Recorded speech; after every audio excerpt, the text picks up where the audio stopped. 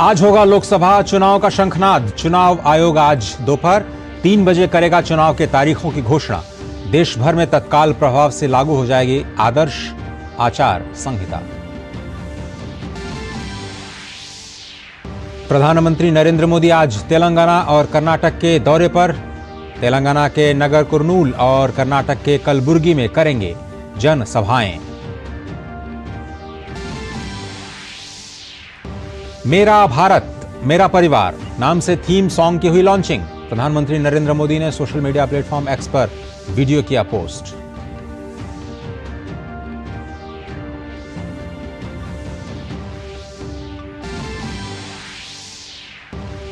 दिल्ली शराब घोटाले मामले में ईडी के समन की अनदेखी के खिलाफ दायर मामले में मुख्यमंत्री अरविंद केजरीवाल को राउज एवेन्यू कोर्ट से मिली जमानत। 15,000 के बॉन्ड और 1 लाख की सिक्योरिटी पर मिली है जमानत। और खेल की खबरों में महिला प्रीमियर लीग के फाइनल्स में पहुंची आरसीबी। एलिमिनेटर राउंड में मुंबई इंडियंस को 5 रन से दी शिकस्त। रविवार को होने वाले खिताबी मैच में दिल्ली से होगी भिड़ंत। नमस्कार, स्वागत है आप सभी का। आप देख रहे हैं समाचार। दिन के 11 बज चुके हैं। मैं हूं अजय मिश्र। दिल्ली के मुख्यमंत्री अरविंद केजरीवाल को राउज एवेन्यू कोर्ट से राहत मिल गई है। ईडी ने दिल्ली शराब घोटाले मामले में समन की अनदेखी के खिलाफ याचिका दायर की थी।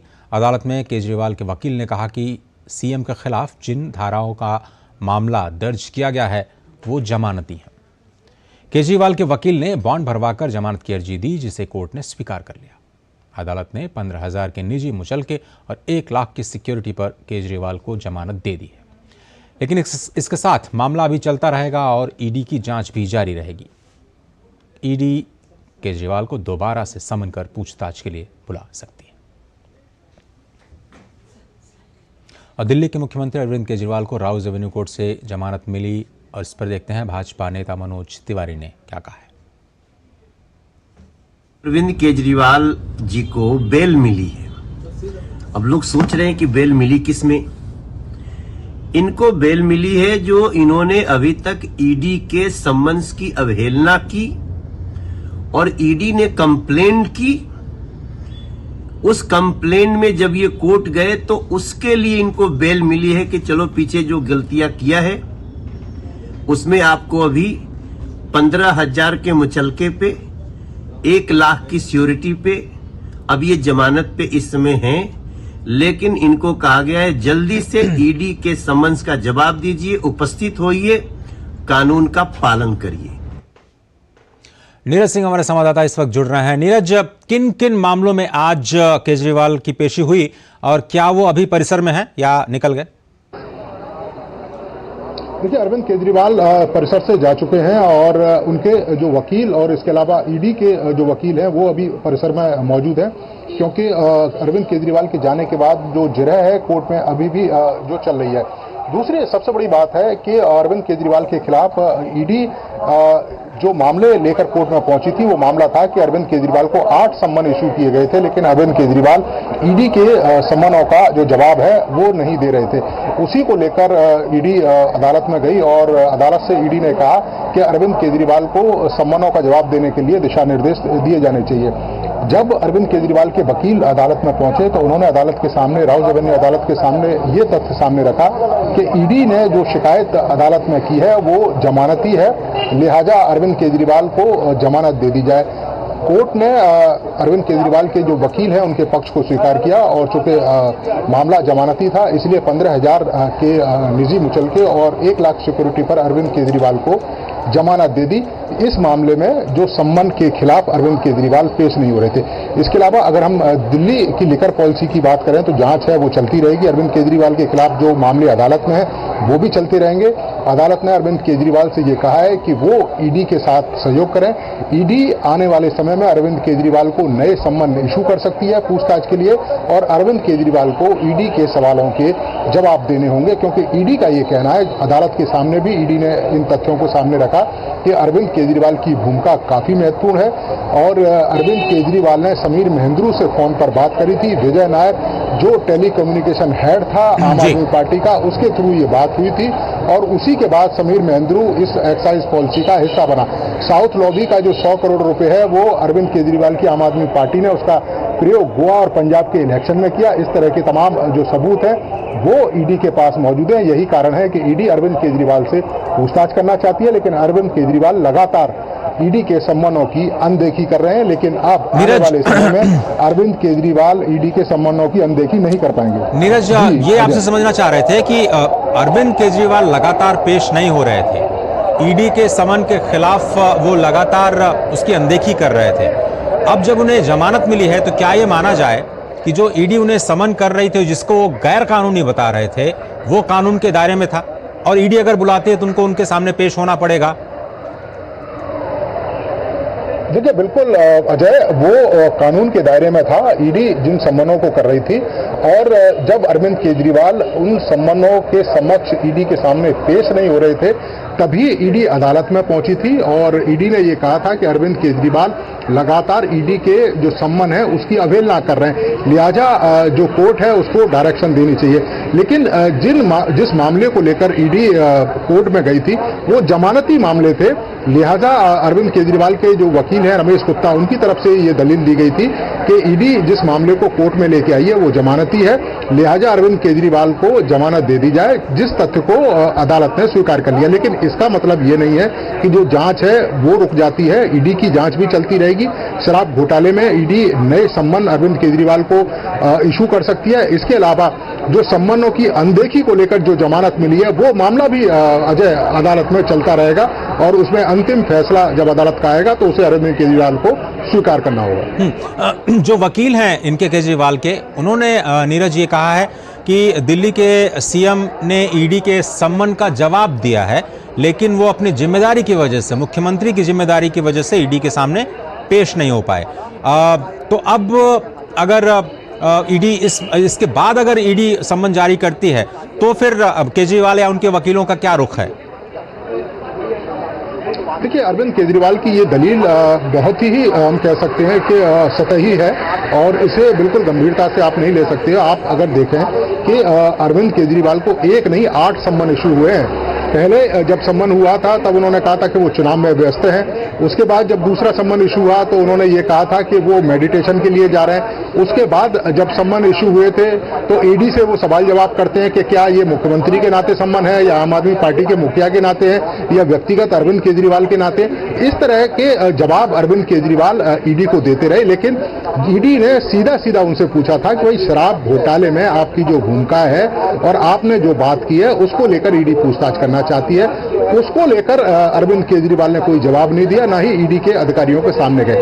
ईडी के सम्मन बिल्कुल जो कानूनी है, और आने वाले समय में भी ईडी सम्मन इशू कर सकती है, और अरविंद केजरीवाल को जांच में सहयोग करना होगा। ईडी के सवालों के जवाब देने पड़ेंगे, नहीं तो ईडी दोबारा से कोर्ट में पहुंचेगी और कोर्ट को यह कहेगी कि आपके ही दिशा निर्देशों का अरविंद केजरीवाल उल्लंघन कर रहे हैं। जब कोर्ट में वो कहते हैं कि वो ईडी के सवालों के जवाब देंगे, ईडी के साथ जांच में सहयोग करेंगे, लेकिन जब ईडी जांच करना चाहती है, पूछताछ करना चाहती है, तो अरविंद केजरीवाल बहाने बनाते हैं। उस लिहाज से काफी महत्वपूर्ण होगा ईडी का अगला कदम। अगर अरविंद केजरीवाल नहीं पहुंचेंगे तो कोर्ट भी दिशा निर्देश दे सकती है ईडी को अरविंद केजरीवाल से पूछताछ करने के लिए। लेकिन नीरज, फिर केजरीवाल साहब कह रहे थे कि ये जो सम्मन जारी किए जा रहे हैं वो ईडी के अधिकार क्षेत्र से बाहर हैं, मुख्यमंत्री को सम्मन वो जारी नहीं कर सकते, ये गैर कानूनी है। लगातार वो कई बार बयानों में कह रहे हैं, और पॉलिटिकली वो जब वो बयान देते थे वो ये कह रहे थे कि ईडी हमें गिरफ्तार करना चाह रही है और मुझे डिस्टेबलाइज करने के लिए बार बार बुलाया जा रहा है, परेशान किया जा रहा है। ऐसा वो क्यों कह रहे थे? जानते नहीं थे या जानबूझ के नाटक कर रहे थे न जानने का?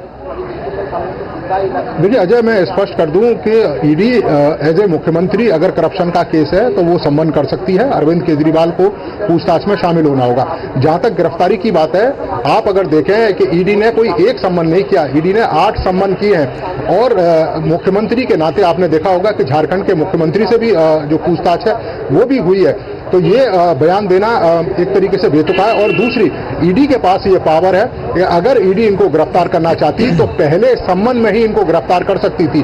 तो ये दलील देना बिल्कुल बेतुका सा लगता है। अरविंद केजरीवाल केवल राजनीतिक प्रपंच का सहारा लेकर अपनी जो जांच है उसमें सहयोग नहीं करना चाहते। आप देखें कि मनीष सिसोदिया जेल में है।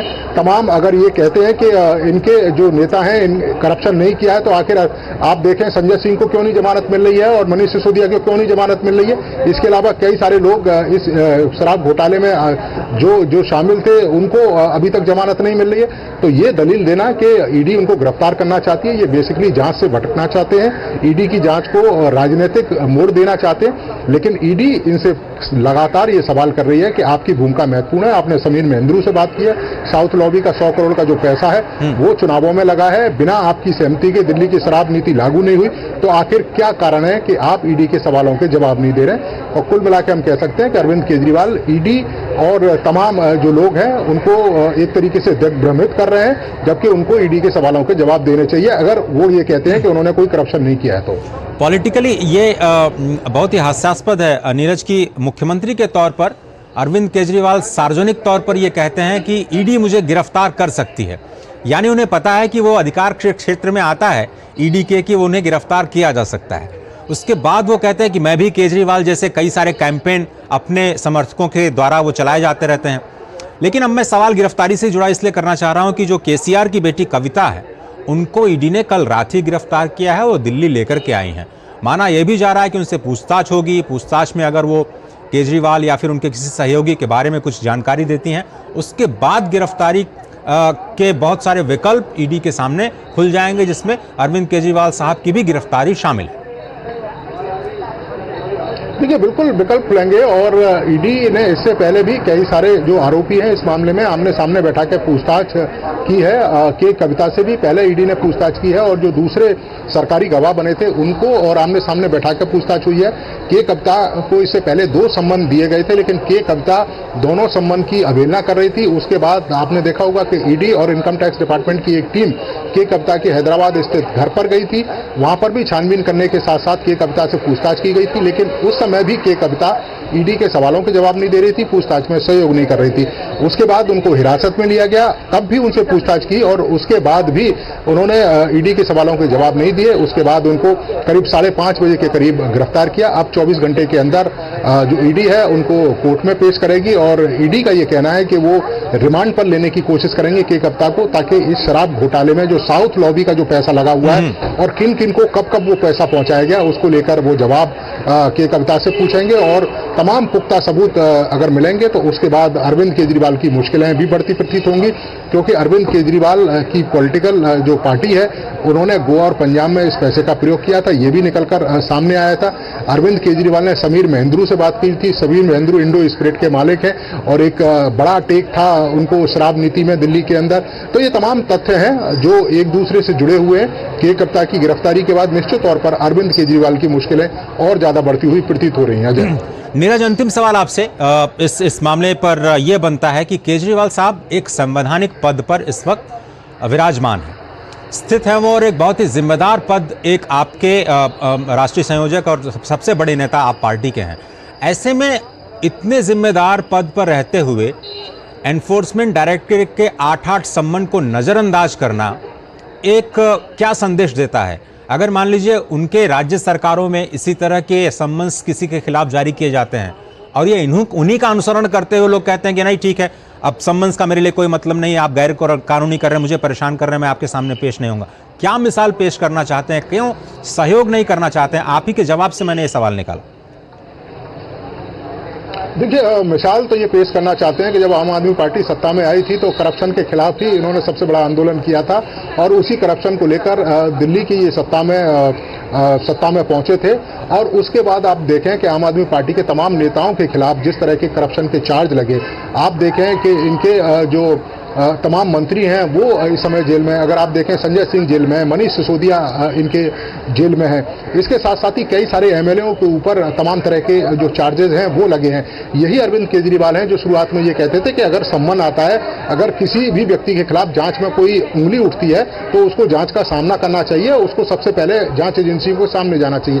और यही अरविंद केजरीवाल हैं कि 8 सम्मन होने के बावजूद भी, 8 सम्मन इशू होने के बावजूद भी ये एक बार भी ईडी के सामने नहीं गए, लेकिन तमाम तरह के तर्क देते रहे कि ईडी गैर कानूनी सम्मन इशू कर रही है, क्या ईडी मुख्यमंत्री के नाते सम्मन इशू कर रही है, क्या ईडी आम आदमी पार्टी के प्रमुख होने के नाते सम्मन इशू कर रही है। जबकि दिल्ली की शराब नीति को अगर आप देखें तो बिना मुख्यमंत्री के ये संभव नहीं है। अगर सम्मन दिल्ली के मुख्यमंत्री के नाते भी इशू हो रहा है तब भी इनको जाना चाहिए। इसके अलावा शराब घोटाले में जो साउथ लॉबी का जो पैसा आया था, 100 करोड़ के करीब जो रकम आई थी, वो आम आदमी पार्टी ने चुनावों में भी खर्च रखी थी, तो आम आदमी पार्टी के प्रमुख होने के नाते भी इनको ईडी के सवालों के जवाब देने चाहिए, लेकिन ये लगातार राजनीति कर रहे हैं और ईडी के सवालों के जवाब देना नहीं चाहते, जबकि इनकी नियति में कह सकते हैं कि फर्क है। पहले ये कुछ और कहते थे, अब कुछ और करते हैं। सही कहा आपने नीरज, और हास्यास्पद ये भी है और पराकाष्ठा इस बात की कि सार्वजनिक तौर पर केजरीवाल साहब कहते हैं कि अगर पुलिस उनके हाथ में दे दी जाए तो वो आधी बीजेपी को जेल में एक ही दिन में डाल देंगे।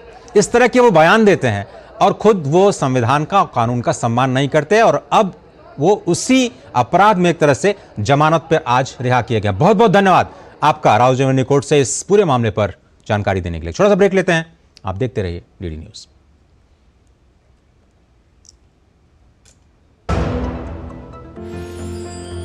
साल, बरस और सदी नहीं, एक युग गुजर जाएगा, उम्र न पूछो वंडर की, जब फर्क नजर आएगा। वंडर सीमेंट, फर्क नजर आएगा। यारो, शादी तो मैं प्रीति से ही करूंगा। कॉलेज टॉप करके अच्छी सी नौकरी लूंगा, झट से प्रीति को प्रपोज कर दूंगा, और फैमिली हॉलिडे स्पेन में। वाह यार, मैं तेरी प्लानिंग का बड़ा फैन हूं। तू आज ही SBI में अपना सेविंग्स अकाउंट ओपन कर ले और अपने स्पेन हॉलिडे की सेविंग शुरू कर दे। SBI सेविंग्स अकाउंट के साथ पाइए सेफ, सिक्योर, कन्वीनियंट बैंकिंग और ग्रेट कस्टमर सर्विस। SBI, देश का फैन।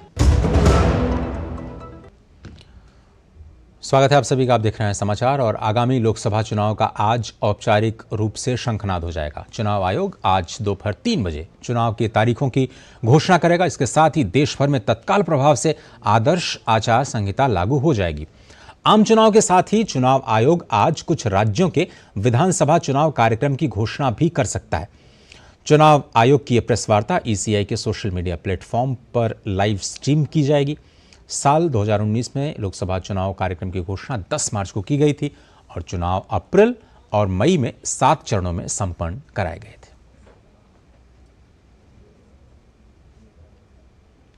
प्रधानमंत्री नरेंद्र मोदी ने कल भाजपा के लोकसभा अभियान की शुरुआत कर दी। इसी कड़ी में प्रधानमंत्री आज तेलंगाना और कर्नाटक में जनसभाओं को संबोधित करेंगे। प्रधानमंत्री की पहली जनसभा दोपहर 12 बजे तेलंगाना के नागर कुर्नूल जिले में होगी। वहीं इसके बाद प्रधानमंत्री कर्नाटक के कलबुर्गी में एक जनसभा को संबोधित करेंगे। आज पीएम मोदी ने मेरा भारत मेरा परिवार कैंपेन का थीम सॉन्ग लॉन्च किया। प्रधानमंत्री ने सोशल मीडिया प्लेटफॉर्म X पर वीडियो पोस्ट करके इस गीत को लॉन्च किया।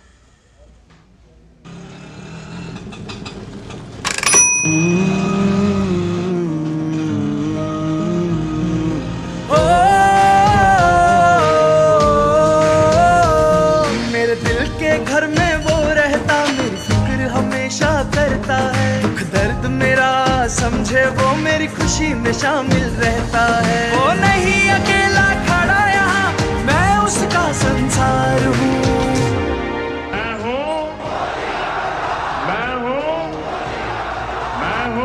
मैं मोदी का परिवार हूँ, मैं मोदी का परिवार हूँ, मैं मोदी का परिवार हूँ, मैं मोदी का परिवार हूँ।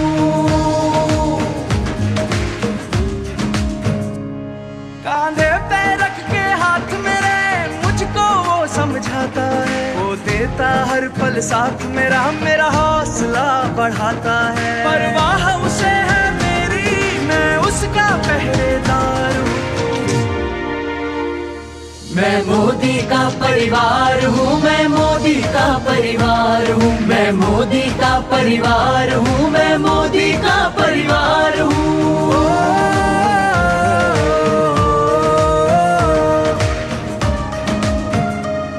मेरे सर की पक्की छत है वो, मेरे अपनों की सेहत है वो। मेरी जरूरतों का पता उसे, बदल रहा मेरी किस्मत वो देख रहा जो सपने, मैं उनका किरदार हूँ।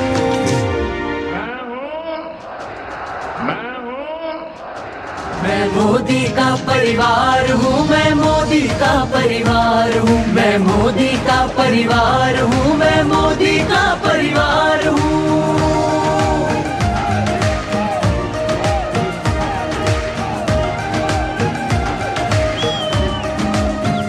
बेटी, मैं तुम्हें आशीर्वाद देता हूँ। मैं जरूर तुझे चिट्ठी लिखूंगा। देश की हर माँ को उसने अपनी माँ माना, देश की हर बेटी को उसने अपना सा जाना।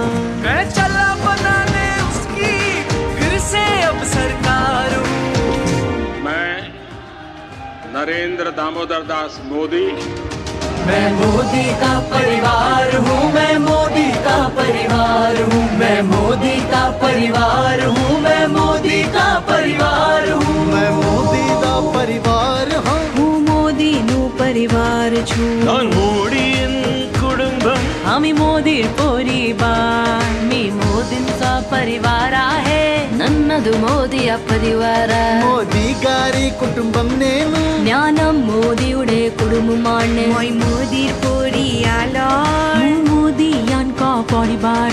मैं मोदी का परिवार हूँ, मैं मोदी का परिवार हूँ, मैं मोदी का परिवार.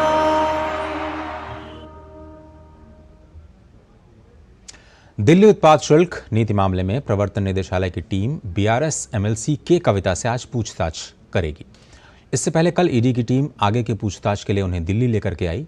ईडी ने के कविता से 5 मोबाइल फोन्स भी जब्त किए हैं. इससे पहले जब ईडी ने के कविता को पूछताछ के लिए बुलाया था तब भी कुछ मोबाइल फोन जब्त किए गए थे. के कविता तेलंगाना के पूर्व मुख्यमंत्री के चंद्रशेखर राव की बेटी हैं. ईडी कार्यालय के बाहर सुरक्षा बढ़ा दी गई है. इस मामले में ईडी पहले भी कविता से पूछताछ कर चुकी है. ईडी का दावा है कि कविता शराब व्यापारियों की साउथ लॉबी के साथ जुड़ी हुई थी. उन पर आरोप है कि अब निरस्त की जा चुकी दिल्ली उत्पाद शुल्क नीति में उनकी भी बड़ी भूमिका थी.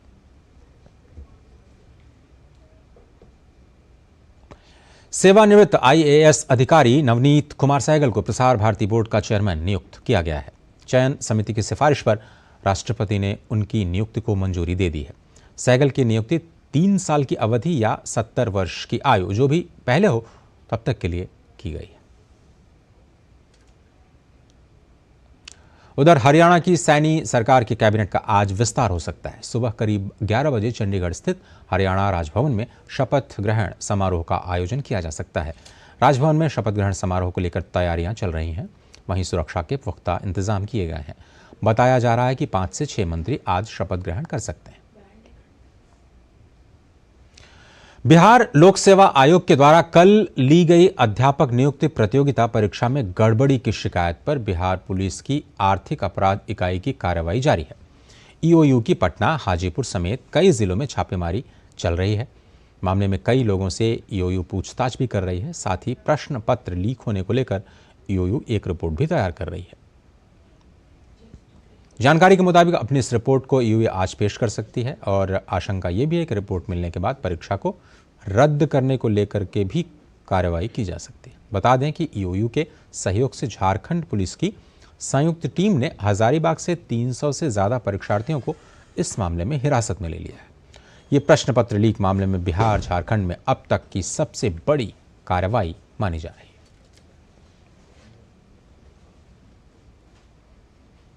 पीएम सूर्य घर मुफ्त बिजली योजना के लिए अब तक 1 करोड़ से ज्यादा परिवार अपना पंजीकरण करा चुके हैं. प्रधानमंत्री नरेंद्र मोदी ने सोशल मीडिया प्लेटफॉर्म एक्स पर लिखा, बेहतरीन खबर, लॉन्च होने के लगभग 1 महीने में ही 1 करोड़ से ज्यादा परिवार पहले ही पीएम सूर्य घर मुफ्त बिजली योजना के लिए अपना पंजीकरण करा चुके हैं. देश के सभी हिस्सों में पंजीकरण हो रहे हैं. असम, बिहार, गुजरात, महाराष्ट्र, उड़ीसा, तमिलनाडु, उत्तर प्रदेश में 5 लाख से ज़्यादा पंजीकरण हुए हैं. जिन लोगों ने अभी तक पंजीकरण नहीं कराया वे भी जल्द से जल्द करा लें. ये पहल ऊर्जा उत्पादन के साथ साथ बिजली के खर्च में कटौती भी सुनिश्चित करती है. ये योजना लाइफस्टाइल फॉर एनवायरनमेंट यानी लाइफ को प्रोत्साहित करने के साथ साथ एक बेहतर भविष्य में भी अपना योगदान देगी. जम्मू कश्मीर की अनुसूचित जनजातियों को केंद्र सरकार ने एक बड़ा तोहफा दिया है. जम्मू कश्मीर प्रशासन ने अनुसूचित जनजाति समुदाय के लिए अलग से 10% आरक्षण को मंजूरी दे दी है. इसका सीधा लाभ पहाड़ी जनजातियों, पददारी जनजाति, कोली और गड्ढा ब्राह्मण्स को मिलेगा. इन्हें हाल ही में अनुसूचित जनजाति की श्रेणी में शामिल किया गया है. साथ ही इस कोटे का प्रभाव गुज्जर और बकरवाल समुदायों को पहले से ही अनुसूचित जनजाति का दर्जा प्राप्त अन्य लोगों को मिल रहे कोटा पर इसका असर नहीं पड़ेगा। वे लोग अलग से अपने 10% कोटे का आनंद लेना जारी रखेंगे। इसके साथ ही प्रशासनिक परिषद ने ओबीसी में 15 नई जातियों को शामिल करने और ओबीसी के पक्ष में आरक्षण को 8% तक बढ़ाने को भी मंजूरी दे दी है। इसने एसईबीसी आयोग की सिफारिश के अनुसार कुछ जातियों के नामकरण और पर्यायवाची शब्द में बदलाव को भी मंजूरी दी। केंद्र शासित राज्य जम्मू कश्मीर के उपराज्यपाल की अध्यक्षता में शुक्रवार को हुई प्रशासनिक परिषद की बैठक में ये महत्वपूर्ण फैसले लिए गए। इस बैठक में उपराज्यपाल के सलाहकार राजीव रॉय भटनागर, मुख्य सचिव अटल डुल्लू और उपराज्यपाल के प्रधान सचिव मनदीप कुमार भंडारी शामिल थे। उपराज्यपाल मनोज सिन्हा ने बैठक में जम्मू और कश्मीर आरक्षण संशोधन अधिनियम 2023, संविधान जम्मू और कश्मीर अनुसूचित जाति आदेश संशोधन अधिनियम 2024, संविधान जम्मू और कश्मीर अनुसूचित जनजाति आदेश संशोधन अधिनियम 2024 और जम्मू कश्मीर सामाजिक और शैक्षिक रूप से पिछड़ा वर्ग आयोग की सिफारिशों के सरकारी आदेश और जम्मू कश्मीर आरक्षण नियम 2005 में संशोधन करने के लिए समाज कल्याण विभाग के प्रस्ताव को मंजूर कर लिया है। उद्यम और यूएपी पर पंजीकृत उद्यमों की कुल संख्या 4 करोड़ को पार कर गई है। 1 जुलाई 2020 की एक अधिसूचना के माध्यम से पर्सनल अकाउंट नंबर रखने वाले उद्यमों को आधिकारिक बनाने के लिए एक सरल ऑनलाइन और मुफ्त उद्यम पंजीकरण पोर्टल यानी उद्यम को लॉन्च किया गया था। उद्यम पंजीकरण संयंत्र और मशीनरी में निवेश और कारोबार दोनों को केंद्र में रखता है। संयंत्र और मशीनरी में निवेश और कारोबार का विवरण सीबीडीटी और जीएसटीएन के डेटाबेस से लिया जाता है। इसके बाद मंत्रालय ने जीएसटीआईएन नहीं रखने वाले उद्यमों के लिए 11 जनवरी 2023 को उद्यम असिस्ट प्लेटफॉर्म यानी यूएपी को लॉन्च किया था। केंद्रीय सूक्ष्म, लघु और मध्यम उद्यम मंत्री नारायण राणे ने इस उपलब्धि को लेकर सोशल मीडिया प्लेटफॉर्म एक्स पर लिखा, उद्यमशील भारत विकसित भारत। सिर्फ 3 वर्ष और 8 महीने में ही उद्यम पोर्टल पर रजिस्ट्रेशन का आंकड़ा 4 करोड़ से ज्यादा हो गया और करीब 17.94 करोड़ रोजगार पैदा हुए। माननीय प्रधानमंत्री नरेंद्र मोदी जी के कुशल नेतृत्व में एमएसएमई मंत्रालय की विभिन्न योजनाएं उद्यमी भारत को और मजबूत बना रही हैं। सरकार एमएसएमई सेक्टर को मजबूत करने के लिए, प्रक्रियाओं को सरल बनाने और उद्यम पंजीकरण के लिए डोर स्टेप सेवाएं प्रदान करने के लिए निरंतर प्रयासरत है। इस उपलब्धि पर सभी एमएसएमई उद्यमियों को बधाई। केंद्रीय सड़क परिवहन और राजमार्ग मंत्री नितिन गडकरी ने अपने एक पोस्ट में कहा कि मध्य प्रदेश के उज्जैन जिले में उज्जैन जंक्शन रेलवे स्टेशन और महाकालेश्वर मंदिर के बीच वर्तमान रोपवे के विकास, संचालन और रखरखाव के लिए हाइब्रिड वार्षिकी माध्यम के अंतर्गत 188.95 करोड़ रुपए स्वीकृत किए गए हैं। केंद्रीय मंत्री ने कहा कि प्रस्तावित रोपवे विशेष रूप से तीर्थयात्रा में श्रद्धालुओं की अधिकतम उपस्थिति के दौरान उनके आवागमन में सहायता प्रदान करेगा और यात्रा के समय को 7 मिनट तक कम कर देगा। रोपवे से प्रतिदिन 64,000 तीर्थयात्रियों को सुविधा मिलेगी। केंद्रीय मंत्री ने कहा कि यह पर्यटन को बढ़ावा देगा और रोजगार के नए अवसरों का सृजन करते हुए पर्यावरण अनुकूल परिवहन का साधन भी प्रदान करेगा। रॉयल चैलेंजर्स बैंगलोर ने महिला प्रीमियर लीग के फाइनल्स में प्रवेश कर लिया है। मुंबई इंडियंस के साथ खेले गए एलिमिनेटर राउंड के मैच को आरसीबी ने 5 रन से अपने नाम कर लिया। अब रविवार को होने वाले फाइनल्स में रॉयल चैलेंजर्स बैंगलोर का सामना दिल्ली कैपिटल से होगा। कल खेले गए मैच में पहले बल्लेबाजी करते हुए आरसीबी ने निर्धारित 20 ओवर्स में 135 रन बनाए। जवाब में मुंबई इंडियंस की टीम 20 ओवर्स में 6 विकेट गंवाकर 130 रन ही बना सकी और उन्होंने मैच गंवा दिया। समाचार के इस अंक में फिलहाल इतना ही, लेकिन डीडी न्यूज़ पर खबरों का सिलसिला लगातार जारी है। दीजिए इजाजत, नमस्कार।